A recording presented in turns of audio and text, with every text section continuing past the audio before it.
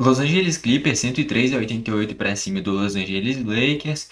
Clássico de Los Angeles em que normalmente em clássicos se tem um certo nível de equilíbrio. Mas dessa vez o Lakers foi muito mal. Essa vantagem poderia ter sido até maior. Vale destacar o tanto de lesões do Lakers, né? Já foi sem o DeAndre Ayton, sem o Austin Reeves, o Doncic jogou menos de 20 minutos e sobretudo para o LeBron. O LeBron é um baita jogador, um dos maiores da história, se não o maior. Só que também não dá para jogar sozinho, né? Enfim, eu vou falar sobre esse jogo aqui nesse vídeo. Vamos começar olhando para o lado do Clippers, que era o mandante, e o principal destaque foi o Kawhi Leonard.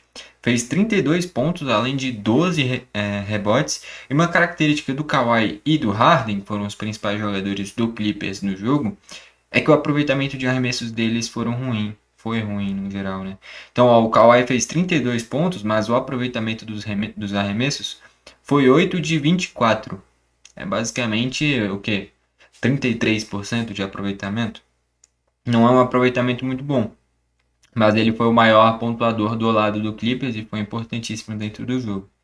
O Harden fez 21 pontos, além de 10 assistências, com aproveitamento de 6 e de 20. 6 de 20 também não é um aproveitamento ruim, não é um aproveitamento bom, né? É um aproveitamento ruim. Menos de 33%, 6 de 20. E acaba que os dois principais jogadores do Clippers não tiveram um aproveitamento de arremessos bons. Mesmo assim, fizeram uma pontuação interessante, principalmente o Kawhi. E mesmo com esse aproveitamento tão baixo, já foi o suficiente para vencer do Lakers. No geral, um jogo que ofensivamente as equipes foram muito mal. Menos de 200 pontos no total do jogo. O Lakers, principalmente, cara, muito mal. Fechou o primeiro tempo da partida, né? Somando o primeiro com o segundo quarto, com menos de 40 pontos, cara. Para nível de NBA, isso daí é ridículo. Enfim, esse foi o Lakers nesse jogo contra o Clippers. O Clippers também não foi brilhante, só que o Lakers conseguiu ser assim abaixo da crítica, cara. É um time muito dependente de Luka Doncic, Austin Reeves e LeBron.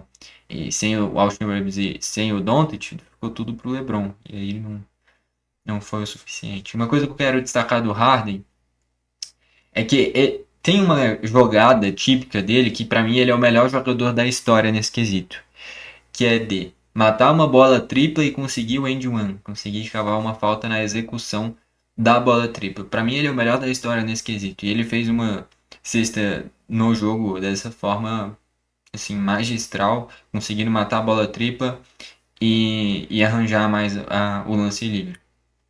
Para mim ele é o melhor da história nesse quesito. Não consigo enxergar nenhum outro que faça isso tão bem quanto ele. Talvez o Luka Doncic mesmo seja bom nesse quesito, mas eu acho que o Harden é realmente referência nisso. A famosa jogada de 4 pontos, o Harden para mim é o melhor da história, nesse quesito. Eu já cheguei a comentar aqui no início da temporada, no canal no início da temporada, que o Clippers com o Harden principalmente, eu acho difícil ganhar alguma coisa. Sem ele, talvez seja ainda mais difícil. Mas não consigo ver um time campeão hoje em dia com o Harden, cara. O Harden é um cara que pra mim é um poço de qualidade, é muito habilidoso, um dos jogadores mais habilidosos da história. Só que ele não tem esse espírito de vencedor, você não olha pro Harden e fala, caraca, ele, porra, motiva todo mundo, potencializa todo mundo, você vê o time vibrante com ele. Não, tu olha pra ele e fala, esse é um cara que pode carregar um time sozinho. Agora, carregar pra um título, eu não enxergo isso no Harden. Enfim, por exemplo, comparando o Harden com o LeBron do outro lado, eu acho o Harden até mais habilidoso do que o LeBron James. Só que aí quando tu vai para fisicalidade, a motivação que consegue trazer para os companheiros, o tanto que potencializa os times que passa, aí não tem discussão, né? O LeBron é muito superior. Enfim, mas só de eu comparar o Harden com o LeBron já mostra todo o potencial que o Harden demonstrou ao longo da carreira dele, né? Quem sou eu para falar alguma coisa do Harden, né? Mas ele poderia ter chegado mais longe do que chegou na carreira. Quando eu falo mais longe, transformado toda essa qualidade dele em títulos, né?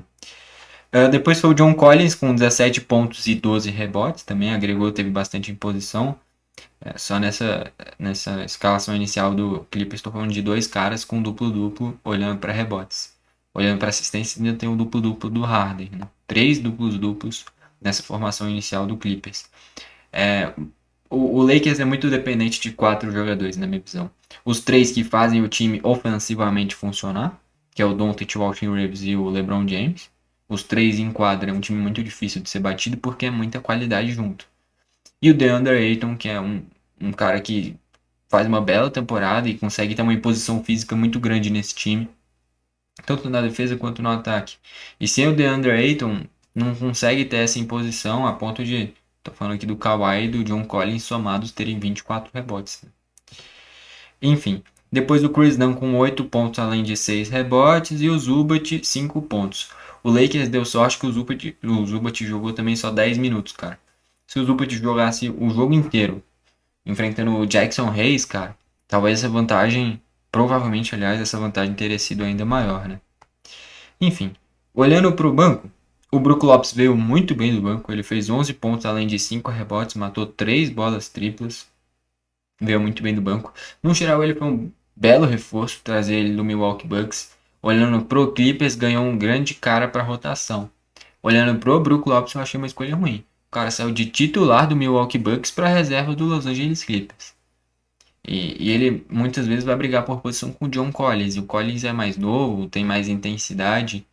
O Brook Lopes talvez tenha uma bola tripla melhor. Que ele melhorou de uns tempos pra cá nesse quesito, né? Mas, no geral, é difícil ele pegar a vaga do Collins. Esse jogo daí ele jogou muito no lugar do Zubat, né? E aí tendo o Collins e o Brook Lopes juntos. Enfim, de grande destaque é só o Brook Lopes mesmo. O restante ninguém chegou em 5 pontos. Tá bom? Vale destacar o Bogdanovic com 4 assistências. Né? Mas teve um ou outro turnover também. Enfim, o maior destaque do lado do Clippers é Kawhi e Harden. E aí do lado do Lakers agora, o maior destaque, LeBron James. 36 pontos, com 15 de 28 nos arremessos. Um pouco mais de 50% de aproveitamento. Ele arremessou bastante, mas não é um aproveitamento ruim, não. Né? Por exemplo, foi um aproveitamento muito melhor do que o do Kawhi e o do Harden. Só que do lado do Clippers tinha 2 caras para conduzirem esse time. Do lado do Lakers, o Doncic jogou só 20 minutos. E aí o LeBron fazer tudo sozinho, tendo 40 anos, é esculacho com o velho também. É sacanagem. Enfim, LeBron com 36 pontos.